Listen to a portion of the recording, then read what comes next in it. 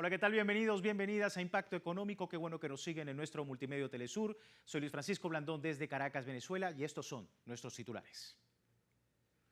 En América Latina, las recomendaciones del Fondo Monetario Internacional al gobierno de El Salvador podrían afectar la ya golpeada economía del país.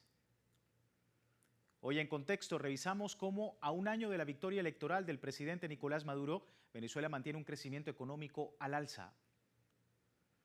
Y en Economía 360, viviendas en España se han convertido en un instrumento de inversión más que en un derecho.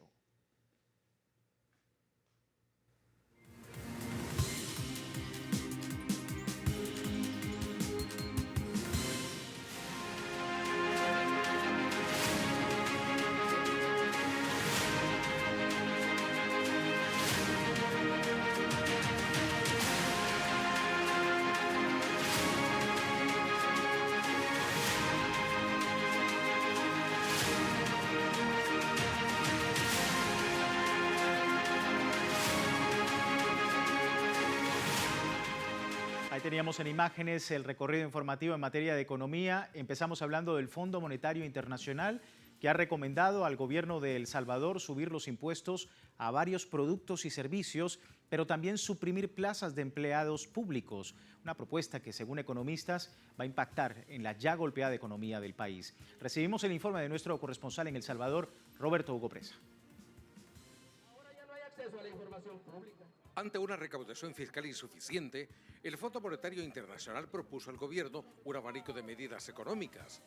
El organismo mundial recomendó aumentar impuestos a productos como cigarrillos y bebidas alcohólicas, aplicar IVA a los servicios digitales y crear un impuesto verde para los gases contaminantes, entre otros. Lo que sucede es que las finanzas públicas no van bien. La recaudación hasta mayo, a pesar del gran recorte del gasto del gobierno, y de otras medidas que ha tomado, la recaudación fue $7 millones menos de lo esperado, porque la economía no tiene dinamismo. Entonces el Fondo Monetario dice, bueno, usted ha recortado mucho gasto, pero la recaudación no va bien. Métale un impuesto a la población nuevo o aumente el IVA. El FMI recomienda además un ajuste fiscal que contempla medidas como la eliminación de la grasa del Estado y la reducción del gasto corriente. Esto, según este economista, se traduce en despidos de empleados públicos y reducción de servicios. El gobierno ya despidió 8.000 como parte del acuerdo, pero es insuficiente para el Fondo Monetario. Y también significa reducción de las compras públicas, que es un gasto corriente importante. Eso afectaría al sector privado, que es proveedor del Estado. Otra recomendación es que aplique de manera imparcial la ley anticorrupción. Expertos en temas económicos y dirigentes gremiales advierten que el aumento de impuestos y una nueva ola de despidos golpeará aún más la economía de la población. Esto es un grave retroceso, impacta negativamente no solamente en la calidad de vida de las personas despedidas, sino que también impacta en toda la economía de nuestro país. El tema de los subsidios habría que buscar la manera de que no se siga beneficiando a personas que no lo necesitan. Esa es una forma de reducir totalmente el gasto, totalmente de acuerdo con eso, pero tampoco desfavorecer a las personas que lo necesitan. Las gremiales sindicales han denunciado que el año pasado miles de empleados públicos fueron despedidos y si a esto se suma el cierre de plazas en el sector privado, la situación se vuelve más crítica. Hemos enfrentado solo el año pasado más de 15.000 despidos en el sector privado por cierre de empresas, principalmente en el sector maquila, que han migrado hacia Honduras, Nicaragua, que han migrado aquí mismo en la región, porque El Salvador no ofrece una seguridad jurídica para estas empresas. Recientes sondeos de opinión revelan que la economía, el desempleo y el alto costo de la vida son los principales problemas que afectan a los salvadoreños. Roberto Hugo Presa, Telesur, El Salvador. Vamos ahora al gobierno de México, que va a invertir más de 1.100 millones de dólares en el sistema de salud del país. La presidenta Claudia Sheinbaum anunció que invertirá en nuevos equipos para el sector salud de toda la nación, así como la construcción de nuevos hospitales y la contratación de personal médico. La jefa de Estado añadió que se necesita alrededor de 3.300 equipos diferentes, más de 1.000 médicos especialistas y 1.900 enfermeros. Sheinbaum destacó que el acceso a la salud no es una mercancía para quien pueda pagar su atención a la salud, ni es un privilegio para unos cuantos. La administración de Donald Trump, que anunció a partir del 1 de agosto todas las exportaciones brasileñas a Estados Unidos quedarían sujetas a un arancel del 50%, pues ya ha generado reacciones, ha provocado una gran conmoción en Brasil, incluida la industria de la miel, que destina más del 80% de su producción justamente al mercado de los Estados Unidos. Los productores de miel de Brasil están muy preocupados por un arancel del 50% que Estados Unidos, su principal mercado, planea aplicar a partir del 1 de agosto. Esta medida, anunciada por la administración Trump, afecta más del 80% de las exportaciones brasileñas de miel, generando gran inquietud en la industria. Brasil ha protestado en la Organización Mundial del Comercio, argumentando que los aranceles violan principios internacionales. Y el presidente Luis Ignacio Lula da Silva ha criticado la falta de negociación previa. Una cooperativa importante en Picos, en el noreste de Brasil, ha alertado sobre el impacto en toda la cadena productiva. La dependencia de Estados Unidos se debe en parte a los requisitos sobre el nivel de HMF, un indicador de frescura en la miel. Mientras Europa permite niveles mucho más bajos, Estados Unidos acepta mayores concentraciones, lo que limita las opciones de exportación si se impone el arancel. El temor principal es que esta medida provoque una caída en los precios de la miel y desanime a los productores locales, quienes enfrentan costos elevados y la incertidumbre de no poder vender en su principal mercado. La situación genera preocupación sobre el futuro de la industria de la miel en Brasil y los ingresos de quienes dependen de ella. Bueno, con esto vamos a una pausa. Al regreso, en contexto, revisamos cómo a un año de la victoria electoral del presidente Nicolás Maduro, Venezuela mantiene un crecimiento económico al alza. Los datos a la vuelta, ya regresamos.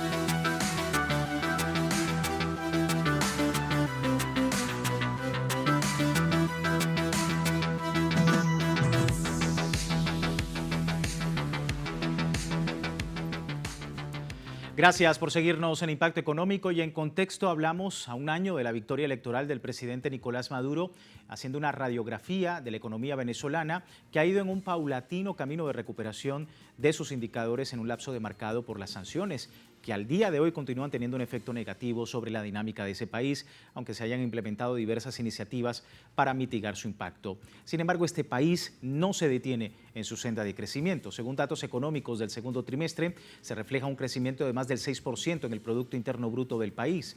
El jefe de Estado, el presidente Nicolás Maduro, destacó que registra la nación actualmente 17 trimestres consecutivos de crecimiento, pese a los intentos de desestabilización a través de una guerra económica inducida, impulsada por sectores de la extrema derecha para evitar el crecimiento sostenido que se ha venido evidenciando en los últimos 3 meses, con los 13 motores económicos que desarrolla el Estado venezolano. Hemos logrado con los 13 motores reencauzar el crecimiento con pulmón propio, con fuerza propia, con capacidad propia, superando los bloqueos, por ejemplo, de los repuestos de las maquinarias del parque industrial venezolano a todo nivel. Eso lo hemos ido superando, y bien superado que está, recuperando la capacidad y la fortaleza del mercado interno, que es la capacidad de compra de la gente y la oferta, el abastecimiento. Eso está bien recuperado, ¿verdad? Así que hemos tenido crecimiento estable, permanente. El año 2022 tenemos 17 trimestres creciendo. La economía real, lo que más crece es la economía no petrolera, por primera vez como tendencia en más de 100 años. Y este año, el primer trimestre, crecimos un 9%, que es tremendo. Y el segundo trimestre, que recibimos todas estas amenazas, que quitan esto, que quitan aquello, que la economía venezolana depende de tal empresa estadounidense, demostramos que era falso, absolutamente falso. ni con sus chantajes, mentiras, manipulaciones. Perturbaron una parte de los equilibrios económicos, pero ya eso está reponiéndose. Y la gran noticia es que el segundo semestre hemos tenido un crecimiento de la economía real de 6.65%. Revisamos datos importantes, ya que la industria petrolera del país suramericano también presentó números positivos, aumentando la producción de crudo hasta en un promedio de 1.069.000 barriles diarios. En junio se registró unos 3.000 barriles por encima de la extracción reportada en mayo. Así pues, la producción petrolera venezolana se mantuvo estable al cierre del mes anterior, con este promedio importante, 1.069.000 barriles diarios, según la información suministrada por el Gobierno Nacional a la Organización de Países Exportadores de Petróleo OPEP. Venezuela produjo en el periodo de abril a junio un promedio de 1.062.000 barriles por día, 27.000 barriles por día más que en los 3 primeros meses del año, cuando fue de 1.035.000 barriles diarios, indicó la OPEP en su reciente informe, en comparación con los 982.000 barriles diarios que promedió la producción de crudo en Venezuela en el cuarto trimestre de 2024. El bombeo durante el segundo trimestre de 2025 se incrementó en comparación con esos datos en 80.000 barriles diarios. Justamente el presidente Nicolás Maduro en días recientes confirmó que el gobierno de los Estados Unidos redujo restricciones a la empresa petrolera Chevron para retomar operaciones en Venezuela. Mira, efectivamente, la empresa Chevron fue informada de la concesión de licencias para seguir sus operaciones en Venezuela. Ellos informaron a la vicepresidenta ejecutiva, Delcy Rodríguez, quien les ratificó a Chevron, como le decimos a todas las firmas internacionales, empresas que trabajan en Venezuela, bienvenidos al trabajo. Mientras Chevron estuvo en este limbo en Estados Unidos, los pozos petroleros que ella conjuntamente en contrato con el Estado venezolano regenta, aumentaron en su producción. Deben saber ustedes que en estos meses que se intentó toda esta presión, amenaza, chantaje indebido e ilegal, que una licencia, que ponen la licencia, que quitan la licencia, Venezuela ha crecido un 12% en la producción petrolera, con esfuerzos propios. Vamos a ver algunos datos del sector comercial venezolano. Según el ministro para el Comercio Nacional, Luis Villegas, se relata que la Asociación Nacional de Supermercados y Autoservicios ha reportado un crecimiento de hasta 10% en las operaciones durante cada trimestre, por lo que se apunta a una expansión de 20% de sectores en el primer semestre de 2025. El ministro Villegas apuntó que más de 9.508 marcas y más de 134 patentes otorgadas por el Registro Autónomo de Propiedad Intelectual ha informado que se incluyen en estos datos bienes y servicios de producción artesanal. Y en estas cifras, el año 2025 registra un reciente impulso de las actividades comerciales, surgimiento de nuevas marcas, información que se ha confirmado por la Cámara Venezolana de Centros Comerciales, Comerciantes y Afines. El sector genera 130.000 empleos directos, 510.000 indirectos, para un total de 640.000 que conforman la fuerza laboral de este importante ámbito del rubro comercial en Venezuela. Con esto vamos a una segunda pausa y al regreso en Economía 360 hablamos de las viviendas en España que lamentablemente se han convertido en un instrumento de inversión más que en un derecho en ese país. Ya regresamos.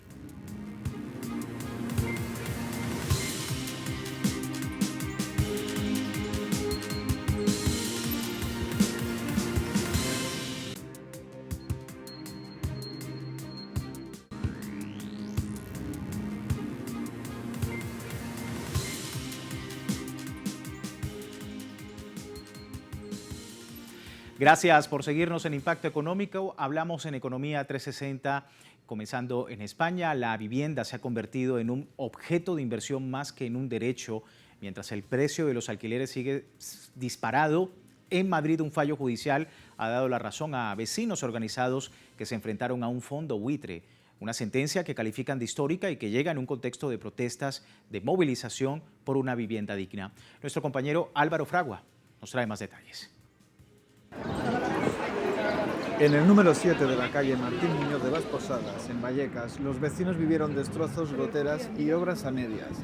Todos los meses pagaban cláusulas abusivas como IBI, comunidad o seguros impuestos por el propietario, un fondo buitre. Todo eso pues son como unos 150 euros, 180 dependiendo del piso, mensual, calcula de 12 meses. Es un dinero más el seguro de impago, que cuando yo entré eran 225 euros y ya al final eran 500 euros. Entonces te le vas sumando y la pella es grande. Hartas de no ser escuchadas, las vecinas organizadas con el sindicato de inquilinas denunciaron el abuso e hicieron una huelga parcial de alquiler. El fin del negocio de la vivienda. En julio, un juzgado les dio la razón. Declaró abusivas 6 de las 7 cláusulas incluidas por Néstor Azora. Pues histórica porque se reconoce al sindicato de inquilinas como un actor legítimo, porque ganamos a un fondo buitre como es Néstor y porque demostramos que las huelgas de alquileres son posibles y han venido para quedarse. Otras inquilinas, en situación crítica, protestaron durante el último pleno municipal. Denunciaron la connivencia del Gobierno de Madrid con los fondos de inversión y el acoso inmobiliario. Guarden silencio. En la capital hay 16.000 pisos turísticos sin licencia. Esta representación teatral... Los caseros son los culpables, pero el Gobierno es cómplice de todo esto, porque al final... que si unos porque hacen la ley, los otros porque no la tramitan, porque no creen que su zona sea tensionada.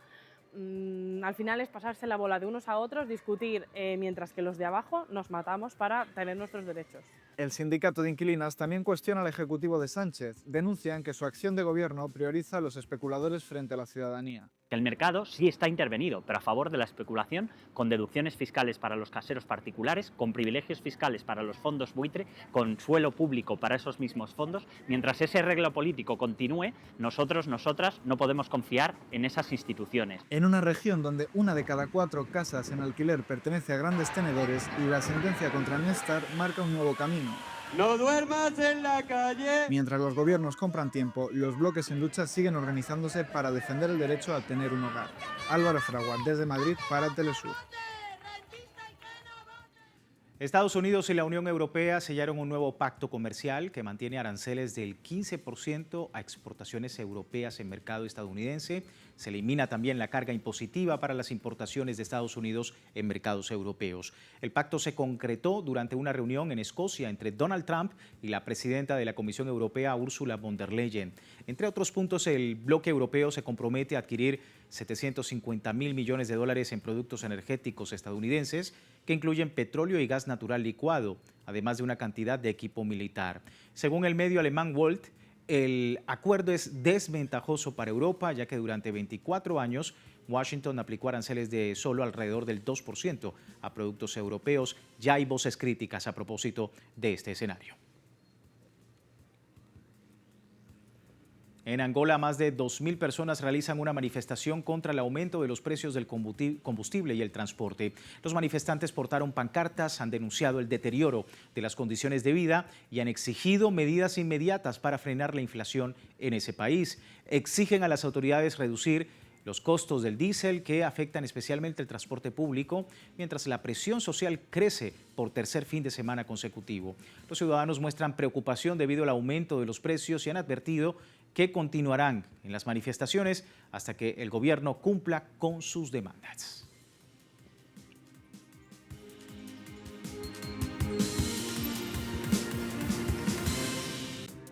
Vamos con indicadores petroleros al cierre de la presente jornada y comienzo con el barril de intermedio de Texas que marca $66.59, un alza de $1.43. El barril del Brent de referencia en Europa también se ubica al alza con $69.93, una subida de $1.49. Y el crudo promediado por la OPEP marcó $71.26, 7 centavos de dólar con referencia a la jornada anterior.